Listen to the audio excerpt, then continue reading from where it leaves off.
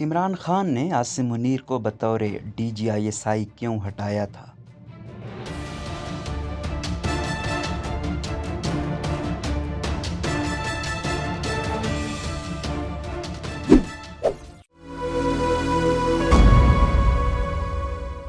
मारूफ anchor person और तजियाकार जावेद चौधरी ने दावा किया है कि ISI के साबिक सरबराह लेफ्टिनेंट जनरल आसिम मुनीर को इमरान खान ने वक्त से पहले उनके ओहदे से इसलिए हटा दिया था क्योंकि उन्होंने खान साहब को वज़ीर आला पंजाब उस्मान बुज़दार और बुशरा बीबी की सहेली फरागोगी की करप्शन के सबूत फराहम किए थे। उनका कहना था कि सैयद आसिम मुनीर ने मानेका फैमिली, फरागोगी, एहसन जमील गुज्जर और उस्मान बुज़दार के मामलात, पैसे की लेन देन, तकर्रियों में करप्शन और मनी लॉन्ड्रिंग की तमाम तफसीलात सबूतों के साथ वज़ीर आज़म को पेश की थी, लेकिन कोई एक्शन लेने की बजाय वज़ीर आज़म ने उल्टा DGISI को ही तब्दील कर दिया। जनरल बाजवा ने उन्हें समझाया कि सर आसिम मुनीर एक कैरियर ऑफिसर है, उनकी ईमानदारी और प्रोफेशनलिज्म की कसम खाई जा सकती है और जो उन्होंने कहा वो उनका फ़र्ज़ था जो उन्होंने ईमानदारी से अदा किया है। लेकिन बकौल जावेद चौधरी इमरान खान का कहना था कि वो मेरे घर के बारे में बदगुमानी फैला रहे हैं और खातून अव्वल के दोस्तों को बदनाम कर रहे हैं। चुनाचे वज़ीर आज़म के मुतालबे पर जनरल आसिम मुनीर को वक्त से पहले ही DGISI के ओहदे से हटाकर कोर कमांडर गुजरांवाला तैनात कर दिया गया।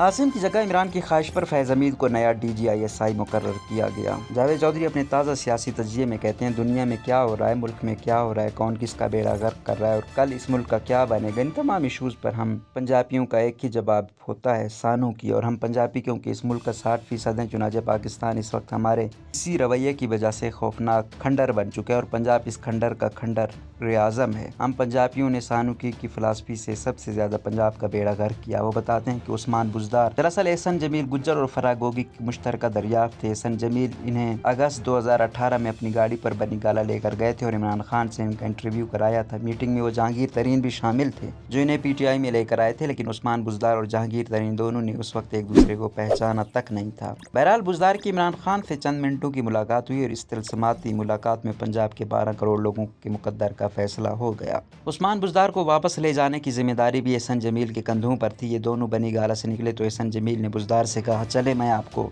ग्लोरिया जीन्स से कैपुचिनो पिलाता हूँ। लेकिन पंजाब के नए वज़ीर आला ग्लोरिया जीन्स को भी नहीं जानते थे और कैपुचिनो से भी वाकिफ नहीं थे। बहरहाल सानों की कुछ रोज़ बाद ही उस्मान बुज़दार मुल्क के सबसे बड़े सूबे के वज़ीर आला बन गए। जावेद चौधरी कहते हैं कि army chief general Qamar Javed Bajwa के चीफ बनने से कबल इमरान से कभी मुलाकात नहीं हुई थी। बाजवा साहब बस इतना जानते थे कि इमरान के पास दुनिया के 200 माहिरीन हैं जो आकर मुल्क की तकदीर बदल देंगे। फौज को भी उन पर यकीन था। ये यकीन और ये एहसास बहरहाल चलता रहा और 2018 के इलेक्शन हो गए। एस्टेब्लिशमेंट मानती है कि हमने इलेक्शंस में इमरान की सपोर्ट की, लेकिन मौसा फीस के बावजूद अक्सरियत हासिल न कर सके। मजबूरन दूसरी सियासी जमातों को उनके साथ बिठाना और चलाना पड़ गया और यूं हुकूमत का सारा बोझ एस्टेब्लिशमेंट के कंधों पर आ गया।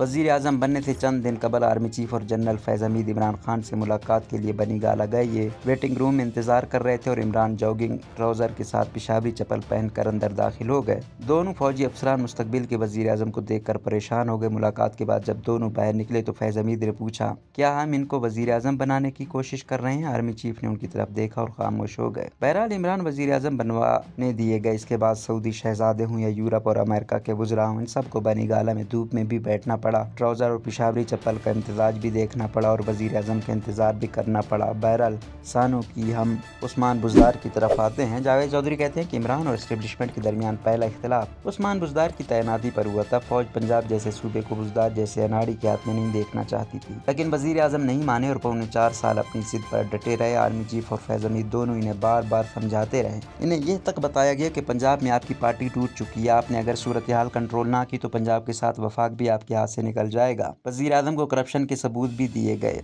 लेकिन वो टस से मस न हुए। उस ज़माने में lieutenant general Syed Asim Munir DGISI थे। जब उन्होंने उस्मान बुज़दार और फरागोगी की करप्शन के सबूत वज़ीर आज़म को दिए तो उन्हें फारिग करके फैज़ हमीद को नया DGISI लगा दिया गया। चुनाचे पंजाब की सूरत हाल जूं की तूं रही। इस दौरान वज़ीर आज़म को जब भी सच बताया गया उनका जवाब था सानू की। बकौल जावेद चौधरी इसी दौरान फरवरी 2021 आ गया। सेनेट में हफीज़ शेख और यूसुफ रज़ा गिलानी का इलेक्शन आ गया। PTI के अरकान हफीज़ शेख को वोट देने के लिए तैयार नहीं थे। वज़ीर आज़म ने हस्बे मामूल ये जिम्मेदारी एस्टेब्लिशमेंट के कंधों पर डाल दी। उस वक्त अफगानिस्तान में तब्दीली आ रही थी, अमेरिकी फ़ौजें वापस जा रही थी और मुल्क FATF में भी फंसा हुआ था, लिहाजा एस्टेब्लिशमेंट के पास सियासी खराफात के लिए वक्त नहीं था। तब फैज़ हमीद ने मशवरा दिया कि हमें खुद को मुकम्मल तौर पर सियासत से अलग कर लेना चाहिए और ये इलेक्शन हुकूमत को खुद लड़ने चाहिए। चुनाचे हुकूमत को फैसले से मुतला कर दिया गया। वज़ीर वज़ीर-ए-आज़म को बताया गया कि आपकी पार्टी पंजाब से फारिग हो रही है, टूट फूट का शिकार है, आपको इसे संभालना होगा। वज़ीर-ए-आज़म को ये मशवरा तक दिया गया कि आप 12 बजे दफ्तर आती हैं और 5 बजे वापस चले जाती हैं। आप 1 घंटा पहले आ जाया करें या 1 घंटा दफ्तर में मज़ीद रुक जाया करें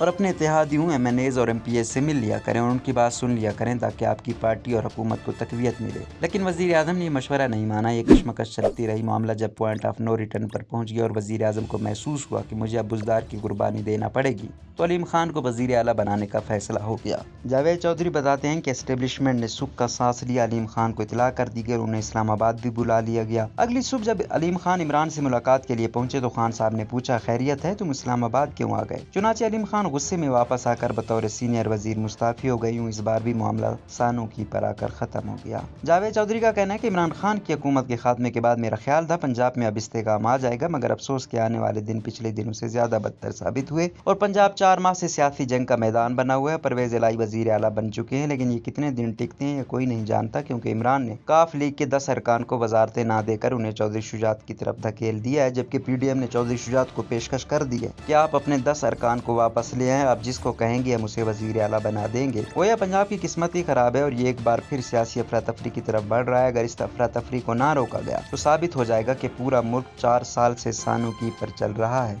मईशत तबाह हो जाए, स्टॉक एक्सचेंज बैठ जाए, मुल्क सियासी तनाई का शिकार हो जाए, या रोज लश्कर मुल्क बंद कर दें। सियासतदानों से लेकर अदलिया तक तमाम मुक़्तदर ताकतों का सिर्फ एक ही एक्सप्रेशन होता है, सानूकी। आप दिल पर हाथ रख कर जवाब दीजिए, इस सानूकी के साथ पाकिस्तान मजीद कितनी देर चल रोजनामा सकेगा? कुदरत की वीडियो देखने के लिए अभी YouTube चैनल पर सब्सक्राइब करें और बेल आइकन पर भी क्लिक करें।